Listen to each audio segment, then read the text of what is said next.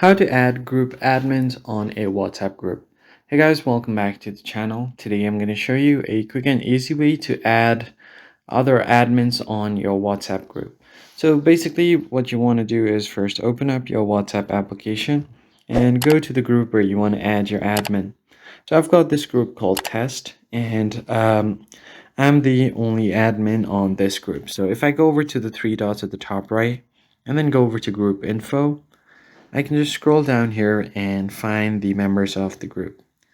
Now, if I want to add admins, what I can do is just tap on the profile, and then from here you can get different options. So the first one is info, then you have verify security code, and then make group admin. You can just go ahead and tap on that. And as you can see here, the person has been added as a group admin on your group. Now they can have full access over the group as well, and then you will be good to go.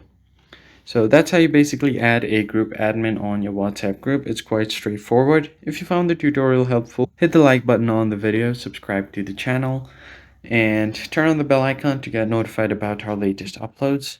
I'll catch you guys in the next one.